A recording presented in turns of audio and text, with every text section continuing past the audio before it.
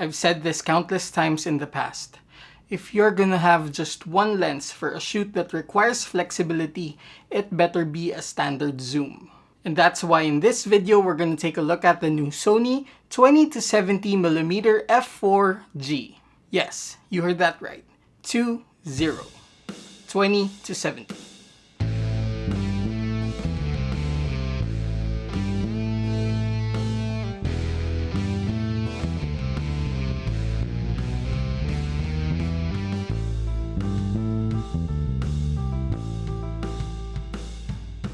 So, if you're already watching this, then Sony has already announced the new 20-70mm f4G. And yes, it's 20-70. I'm still getting used to saying it because I've been so used to saying 24-70 or 24-105. And well, me having to get used to saying that is actually a good thing because we're actually, getting new things out of this tech. So this is the 20-70mm f4G, a new standard zoom for Sony E-mount. And of course, this is best used for full-frame cameras. However, it is still compatible with APS-C cameras with a crop factor. Now, while the name already suggests a huge difference, there's actually a lot to talk about with this new lens. But first, I'm sure you're already wondering, this is 24mm and this is 20mm. That's how much of a difference that looks when it comes to being 4mm wider. First, let's talk about the build, the design, and the buttons. Now, this one weighs just 488 grams, which is a lot less than the 24-105 and the 24-70. The barrel is 99mm long and 78.7mm wide. Now, this of course also takes in a 72mm filter because of the 72mm thread. And of course, it comes with a removable and reversible lens hood. Now, there are a few things that you would expect out of new lenses coming out in 2023, and of course, they are in this lens. First is that this lens actually has two focus hold buttons, or two customizable buttons. One here right below the G emblem, and one right here up top. And of course, we have the focus ring right here. We have the zoom ring right here. And now, of course, we also have the aperture ring right here. Now, the aperture has a range of f4 to 22 plus an extra stop for automatic, or actually an extra stop for in-body control. Now, we also have right here the iris lock switch. And this has been something that's been coming out with almost all the lenses that Sony has been releasing in the past year. And of course, what comes with that is the click switch for the aperture, so you can turn off the click or the stops of the aperture, meaning that if you're shooting video and you want to switch from f22 to f4 for some kind of transition, it's gonna be a very smooth transition. Of course, I almost missed the AF and MF switch, which of course comes with literally any autofocus lens that Sony has. Now let's talk about the implications of that, just the physical aspect alone.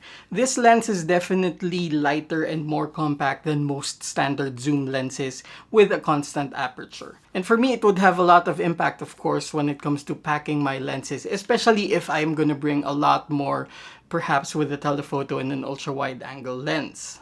I'm not gonna pretend, it's always a dream if you could lessen the amount of weight that you carry getting to landscape locations, climbing mountains, and doing long treks, for example. So having a light standard zoom lens can definitely help you. At the same time, there are instances wherein I might not want to bring an ultra-wide angle lens, so the fact that this goes to 20mm is really good. I've actually done some wide angle landscape shots with a 20mm, so that means that having that range plus the 24-70, the usual 24-70 range in just one lens will be very handy. It might not seem like a lot when you're looking at the numbers, but on the wider end of a focal range, 4mm wider is actually quite a lot. Now, talking about the implications of this also in landscape photography and in nature photography in general, one huge thing about this is that it focuses closer. By closer, I mean this can focus at 0.25 meters.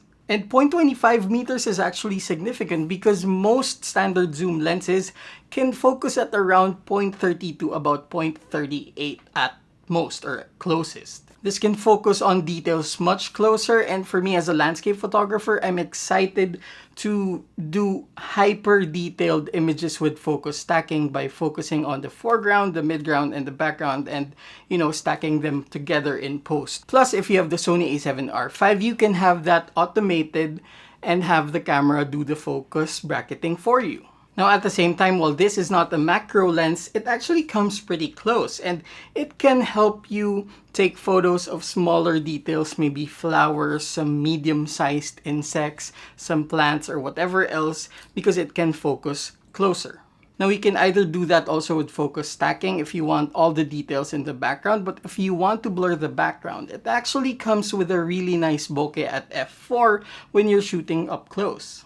While it's not f1.8, 1.4, or 1.2, at f4 up close, it actually blurs the background pretty well. Now, of course, a lot of the features that I've already said are actually going to be really good for video and even vlogging. The manual aperture ring, as well as the capability to turn off the click or the stops of the aperture ring. At the same time, the iris lock, and this also comes with 2 extra dynamic linear motors that make it compatible to the fast and adaptive focus tracking on the newer Sony cameras. In terms of range for video, I really do think that 20mm is the perfect focal range for vlogging, and at the same time, it's a really good wide-angle perspective.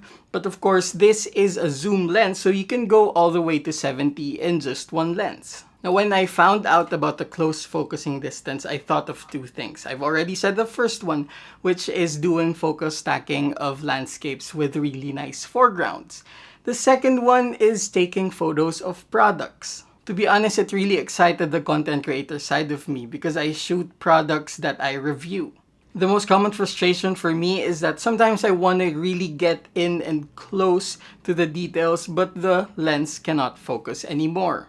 So the focusing distance of 0.25 when you're on manual focus, or 0.25 when you're wide, and all the way to 0.30 when you are zoomed in, that's really going to be such a huge help in taking photos of details of smaller products or smaller items. Whether that be tech items such as what I shoot, maybe food, clothing, jewelry. I actually tested this on my watch, and I really like the fact that you can go a bit closer and get more detailed. At the same time, a bit more seamless with shooting it. Now, as I said, standard zoom lenses are general use lenses, meaning that they were not created specifically for just one genre. They were not created for just one purpose, but instead, they are lenses that are made to fit the workflow of as many photographers or videographers as possible.